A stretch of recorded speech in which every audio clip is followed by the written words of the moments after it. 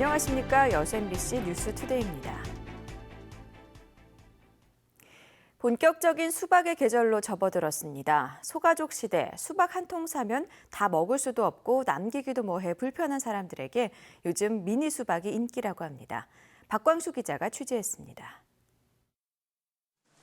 제철 수박 수확이 한창인 광양 진월면의 집단시설 원예지구. 모양은 영락없는 수박이지만 크기는 딱 멜론 정도인 소형 수박이 한 개 한 개 상자에 담겨집니다.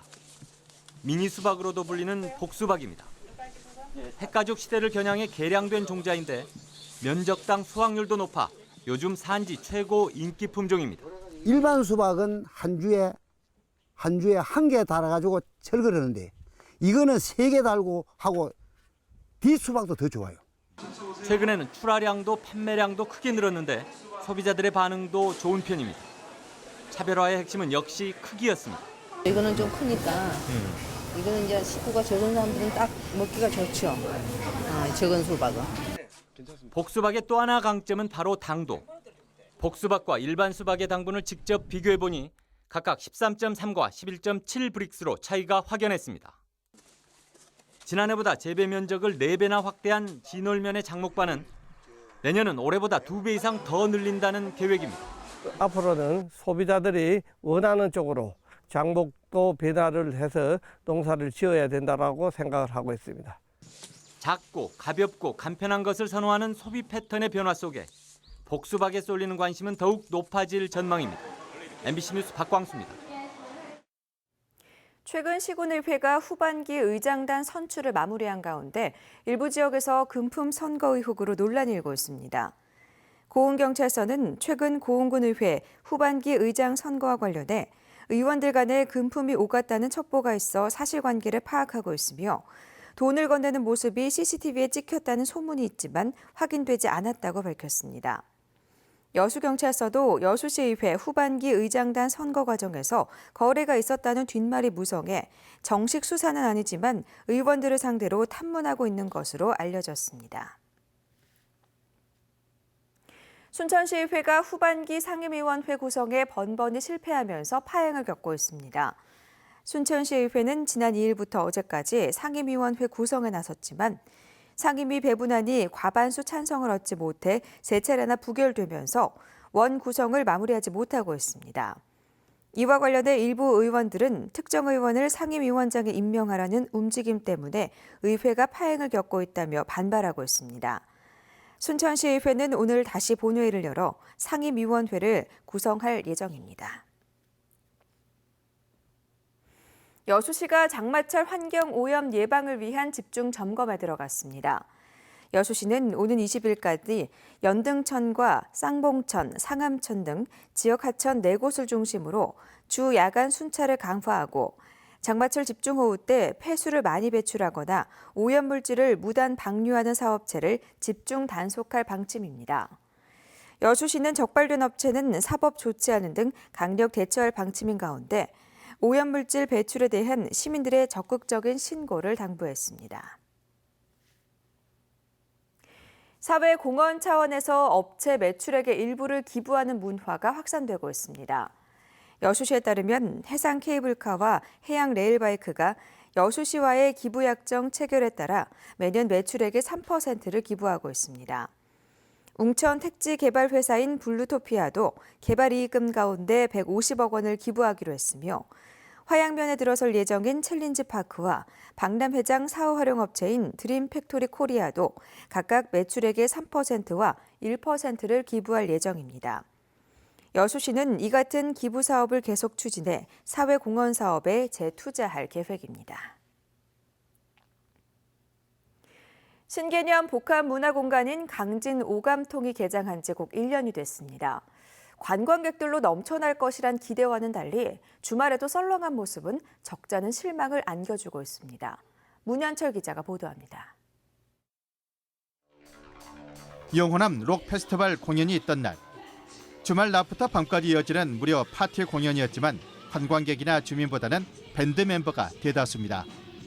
오감통 식당가는 점심시간인데도 한산하고 전통시장과 벼룩장터는 상인들만 자리를 지킬 뿐 찾는 손님이 거의 없습니다. 5일장이 열린 평일 오감통에 북적거리는 모습과는 큰 대조를 보이고 있습니다. 주말에 관광객들은 오긴 와도 많이 안 와요.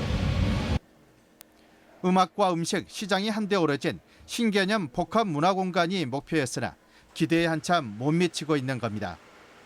음악 창작소는 그나마 지역 주민과 음악 동호인의 활용도가 높아 위안이 되고 있습니다. 예산과 행정력을 집중 투자한 오감통이 제자리를 찾기 위해서는 과감한 혁신이 필요하다는 지적입니다. 오일장을 주말 상설시장으로 바꾸고 마량 놀토수산시장과 가우도의 연계 코스를 개발하는 방안도 제시되고 있습니다.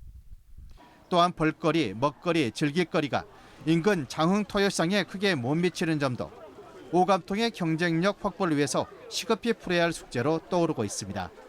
MBC 뉴스 문현철입니다.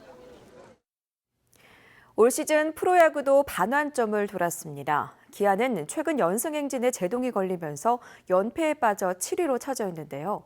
잦은 실수와 선발진의 구멍을 메우는 게 가을 야구의 관건으로 꼽히고 있습니다.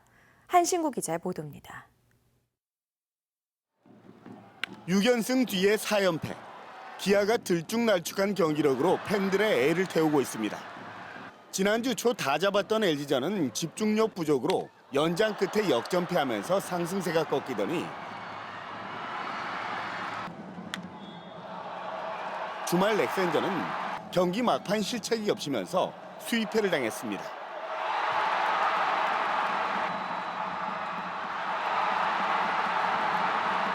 천정 넥센의 최근 9연패. 최근 복귀한 임창용은 보크와 폭투 등 미숙한 경기 운영으로 블론 세이브를 기록하며 고개를 떨궜습니다.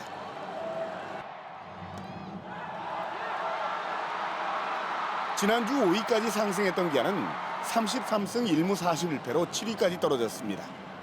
결정적인 원인은 경험이 부족한 선수들이 중요한 순간에 잇따라 실책으로 경기 흐름을 내주고 있는 겁니다. 양현종과 헥터 지크로 이어지는 선발진 이외에 4호 선발에 구멍이 난 것도 한 원인입니다. 불펜진이 임시방편으로 메우고 있지만 시즌 막판으로 갈수록 한계에 부딪힐 수밖에 없기 때문입니다. 5선발은 뭐 이렇게 돌려가면서 할 수 있다지만 두 자리가 비게 되면 장기적으로 하면 아직 절반 시즌이 남았기 때문에 아마 그 점이 기아로서는 좀 고민이 될 것 같아요. 최근 8경기에서 7개의 홈런을 때려낸 나주환을 비롯해서 김주찬과 필, 이범호 등 공격력이 버텨주는 건 그나마 다행입니다. 결국 윤성민과 김진우 등 선발 투수들이 돌아올 때까지 얼마나 버텨낼 수 있느냐가 5년 만에 가을 야구를 꿈꾸는 기아의 고민입니다. MBC 뉴스 한신구입니다. 교수 가르치는 교수로 알려진 동국대 조벽 석자 교수가 광양을 방문해 인성교육의 중요성을 강조했습니다. 조 교수는 어제 광양제철소 백운아트홀에서 인성이 실력이다란 주제로 열린 강연에서 자기 감정을 제대로 스스로 파악하고 행동으로 이어지기 전 선택할 수 있는 능력을 갖춰야 한다며 인성교육의 실천 전략을 설명했습니다. 광양교육청의 초청으로 열린 강연에는 1000여 명의 교사와 학부모들이 참석해 최근 높아지고 있는 인성교육에 대한 대중적인 관심을 반영했습니다.